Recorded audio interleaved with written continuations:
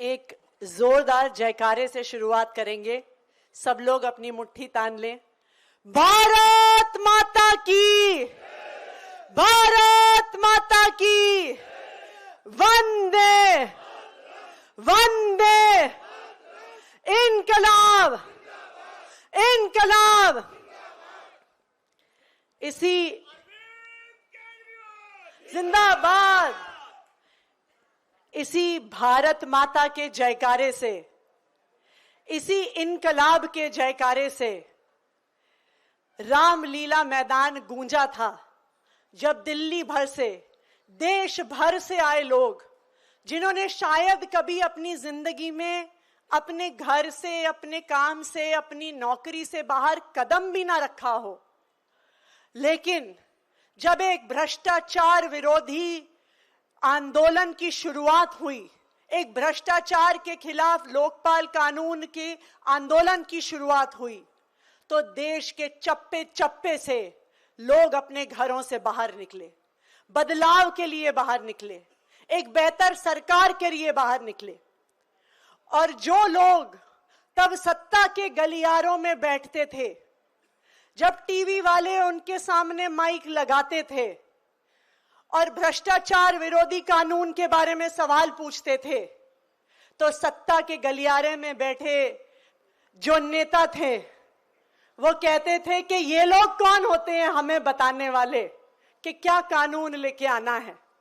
अगर ये चाहते हैं कि कानून लेके आए तो ये चुनाव लड़े, चुनाव जीते और फिर कानून लेके आए। ये चुनौती दी थी इस देश के नेताओं ने हमें।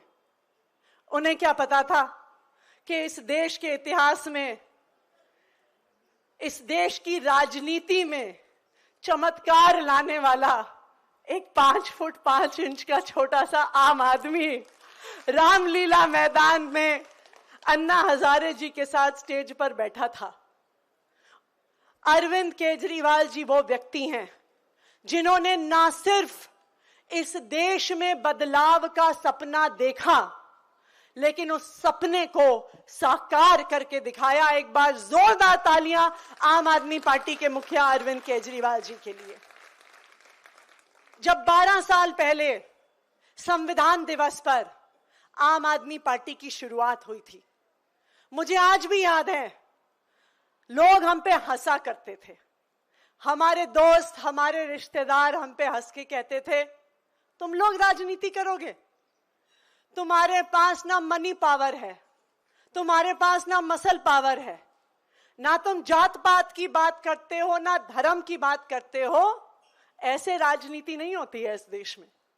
मुझे आज भी याद है, जब दिल्ली के चुनाव लड़ने का समय आया और हमारे मुखिया अरविंद केजरीवाल जी 3 टाइम की मुख्यमंत्री रही शीला दीक्षित जी के सामने जब नई दिल्ली से चुनाव लड़ने गए, तो हमें बहुत लोगों ने कहा कि देखो, अगर अरविंद जी किसी और सीट से लड़े होते तो शायद 1 सीट तो आम आदमी पार्टी की आ गई होती, लेकिन अब अरविंद जी भी शीला दीक्षित जी के सामने लड़ रहे हैं तो आम आदमी पार्टी की 1 भी सीट नहीं आएगी। ये थे 2013 के वो दिन। लेकिन मुझे गर्व है इस बात पे कि इस पार्टी के एक एक कार्यकर्ता ने अपने खून पसीने से, अपनी मेहनत से इस पार्टी को खड़ा किया। ना सिर्फ 2013 में हमारी सरकार बनी, 49 दिन की उस सरकार को देश भर में पहचाना गया।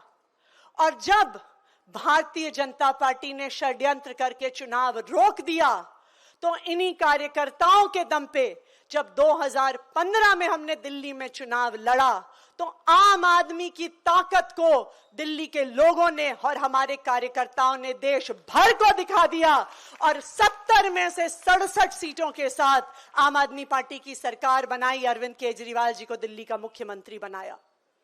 इसी सब से बौखला गई ये दूसरी पार्टियां। उनको लगा कि अगर ईमानदारी की राजनीति करके, बिना पैसे बांटे, बिना दारू बांटे, बिना जात पात की राजनीति किए, बिना धर्म की राजनीति किए, अगर एक ईमानदार पार्टी सरकार में आ गई तो इनकी राजनीतिक दुकानें बंद हो जाएंगी। फरवरी 2015 में हमारी सरकार बनी और मई 2015 में भारतीय जनता पार्टी की केंद्र सरकार एक गैर कानूनी, गैर संवैधानिक नोटिफिकेशन के माध्यम से दिल्ली की चुनी हुई सरकार की ताकत छीन लेती है। लेकिन मैं सलाम करती हूं हमारे पार्टी के मुखिया और दिल्ली के सबसे लोकप्रिय मुख्यमंत्री अरविंद केजरीवाल जी को कि इतनी मुश्किलों के बावजूद भी पिछले 10 साल में अरविंद केजरीवाल जी ने जो दिल्ली के लोगों के लिए काम करके दिखाया है वो 75 साल में इस देश की राजनीति में नहीं हो पाया। 2020 में चुनाव आया, एक बार फिर से सब लोगों ने कहा कि अब तो आम आदमी पार्टी खत्म हो गई। सब लोगों ने कहा कि देखो तुम्हारे काम रोके, अब तो ये पार्टी का चुनाव जीतना मुश्किल है। लेकिन आम आदमी पार्टी के कार्यकर्ताओं ने और दिल्ली के लोगों ने ये दिखा दिया कि काम के बलबूते पे राजनीति ना सिर्फ हो सकती है, काम के बलबूते पे चुनाव जीते जा सकते हैं और भारी बहुमत से जीते जा सकते हैं। अगर कोई पूछे कि हमने इस 12 साल में क्या पाया, तो ये तो बिल्कुल सही बात है कि हमने इस 12 साल में एमएलए पाए, एमपी पाए, पार्षद पाए, एक राष्ट्रीय पार्टी का दर्जा पाया। लेकिन मैं एक उससे भी जरूरी बात कहूंगी। मुझे याद है दिल्ली में अरविंद केजरीवाल जी की सरकार बनने से पहले जब कोई गरीब बच्चा एक टूटे फूटे सरकारी स्कूल में जाता था, उसकी आंखें जमीन की तरफ होती थी, उसके कंधे झुक जाते थे और उसे शर्म आती थी ये बात कहने में कि मैं सरकारी स्कूल में पढ़ता हूं। ना सिर्फ दिल्ली में बल्कि देश भर में सरकारी स्कूलों का वो हाल था कि जैसे कोई पेशेंट वेंटिलेटर पे है, अब मरने का समय आ गया है। देश भर में ये बात चलती थी कि अब सरकारी स्कूल बचने वाले नहीं है, धीरे धीरे सभी अपने बच्चों को प्राइवेट स्कूल में सिखाएंगे। हमने 12 साल में ये पाया कि आज दिल्ली के सरकारी स्कूलों के नतीजे प्राइवेट स्कूलों से बेहतर आ रहे हैं।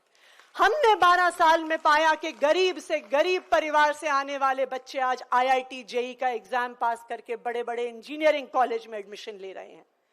और आज हमने ये पाया, और मैं कहूंगी आम आदमी पार्टी के इस सफर से पूरे देश ने ये पाया कि आज देश की हर सरकार सरकारी स्कूलों को ठीक करने पे काम कर रही है, दिल्ली मॉडल से प्रेरणा लेके काम कर रही है, अरविंद केजरीवाल जी से प्रेरणा लेके काम कर रही है। 12 साल में हमने क्या पाया? पहले दिल्ली में रहने वाले किसी गरीब परिवार को अगर परिवार का कोई एक सदस्य बीमार हो जाए, उसका इलाज कराने के लिए अपने गहने गिरवी रखने पड़ते थे, अपना घर गिरवी रखना पड़ता था। लेकिन आज 10 साल के बाद अरविंद केजरीवाल जी ने दिल्ली में, और हमारे सत्येंद्र जैन जी जो आज हमारे बीच में है, बहुत समय के बाद, जो इस संघर्ष के बाद हमारे साथ हम लोगों के बीच में है, जो स्वास्थ्य क्रांति वो लेकर आए।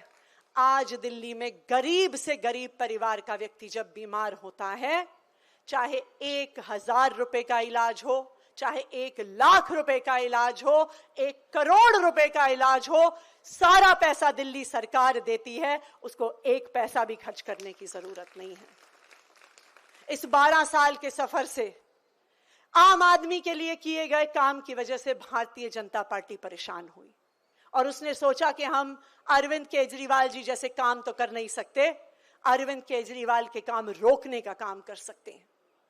पिछले 2 साल से अरविंद केजरीवाल जी को, आम आदमी पार्टी को परेशान करने में उन्होंने कोई कसर नहीं छोड़ी। उन्होंने सत्येंद्र जैन जी को जेल में डाला, मनीष सिसोदिया जी को जेल में डाला, संजय सिंह जी को जेल में डाला और एक झूठे मुकदमे में हमारे मुखिया अरविंद केजरीवाल जी को भी जेल में डाला। मैं सलाम करती हूं आम आदमी पार्टी के सभी नेताओं को, उनके परिवारों को, हमारे विधायकों को, पार्षदों को और आम आदमी पार्टी के एक एक कार्यकर्ता को कि जितना जुल्म आम आदमी पार्टी पे हुआ है, शायद इस देश के इतिहास में किसी पार्टी पे नहीं हुआ, लेकिन आम आदमी पार्टी टूटी नहीं, दबी नहीं, जुटी रही एक साथ और संघर्ष में लगी रही। और अब मौका आ गया है, फरवरी में दिल्ली में फिर से चुनाव है।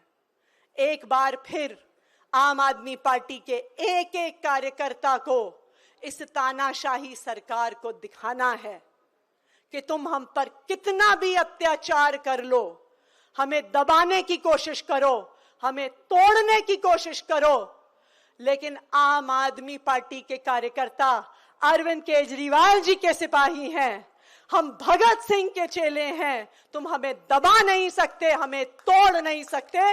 और फिर से फरवरी के चुनाव में हम सब मिलकर अरविंद केजरीवाल जी को चौथी बार भारी बहुमत से दिल्ली का मुख्यमंत्री बनाएंगे। ये आम आदमी पार्टी के सभी कार्यकर्ताओं का प्रण है। बहुत बहुत धन्यवाद। जय हिंद, जय भारत।